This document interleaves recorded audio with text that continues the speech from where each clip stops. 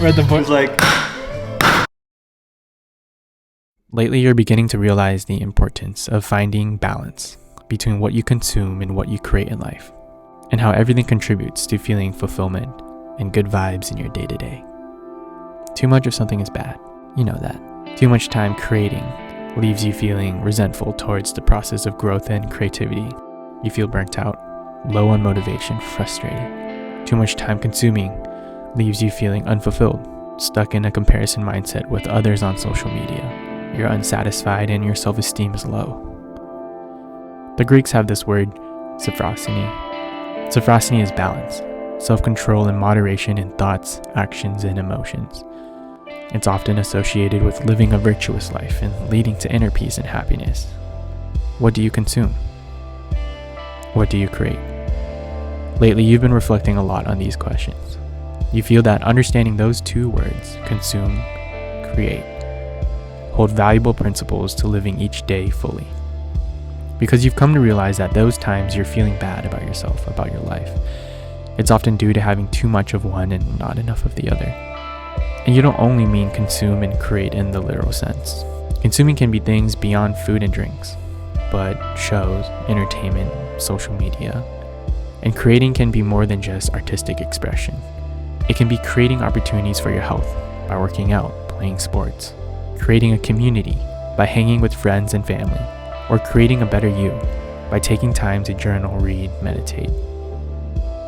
You're often told that it's what you do on a daily basis that makes up the bulk of your experiences in life, not those milestones, highs that come when they come. The day-to-day is what makes you, what leads to growth, and what ultimately matters. But when you're in it, living your life day to day, it can be hard to gauge whether you're doing things that truly matter to you. You're on autopilot, going through the motions, the days bleed into each other. You find yourself frequently binge watching shows, doom scrolling social media, buying things you don't really need. You didn't even know it, but you're in a phase of overconsumption.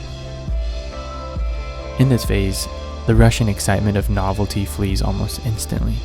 No matter how many rewards and accolades achieved, it never feels like it's enough.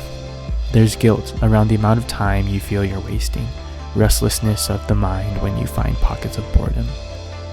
Sometimes you do this weird thing where you try to deflect, deny, and bury the bad feelings. Those feelings of wasted time, wasted potential. Unable to confront the laziness or reality, you make matters worse by diving further into consumption to numb out that voice telling you otherwise.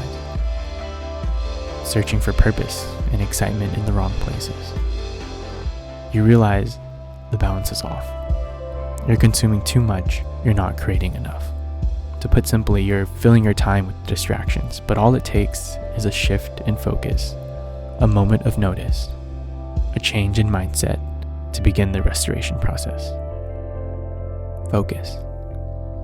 Focus on finding more things to create than things to consume.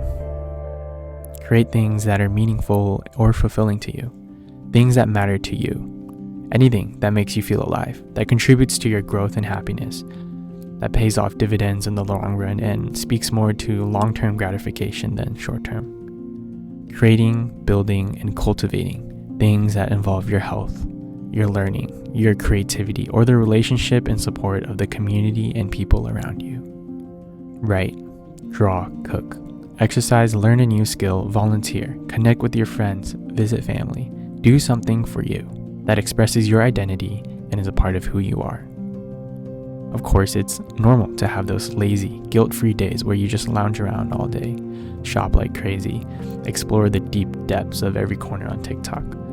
But on a macro scale, the most important gauge you have is noticing that ratio between how much you're consuming and how much you're creating.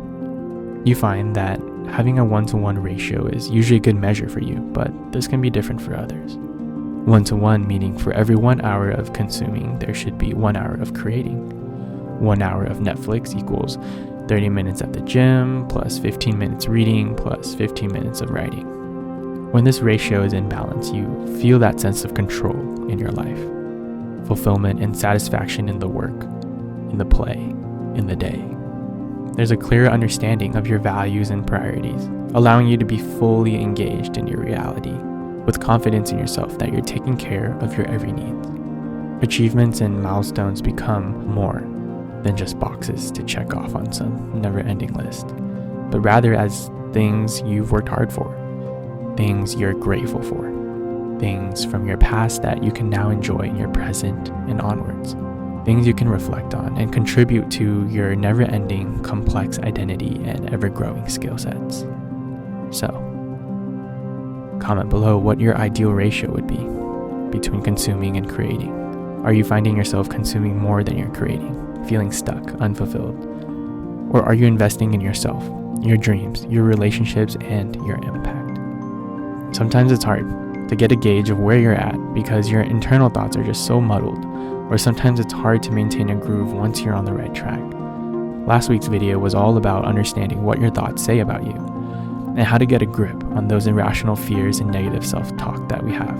Andy shares out that it's important to not ignore your feelings, especially the negative ones, as they're often giving you cues that something needs to change or that you're facing something discomforting that might contribute to your growth and who you are. But most importantly, you need to stay true to yourself. I hope this video resonated with you and has inspired you to go out and start creating the life you want. You're not alone on this journey, and we're all in this together. It's been super rewarding to build up a community of like-minded people here on YouTube who are just here to figure out life together. And so if you found value in content like this, it'd mean so much if you could like, comment, subscribe, or share out these videos with friends who you think benefit from the messages as well. And as always, thank you so much for watching, and see everyone next week. Peace. He was like,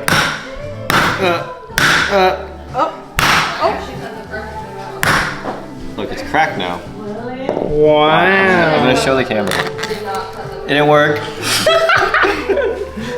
There you go. Nice. Yep. Aren't you glad it's a new video? Aren't you glad it's sunny?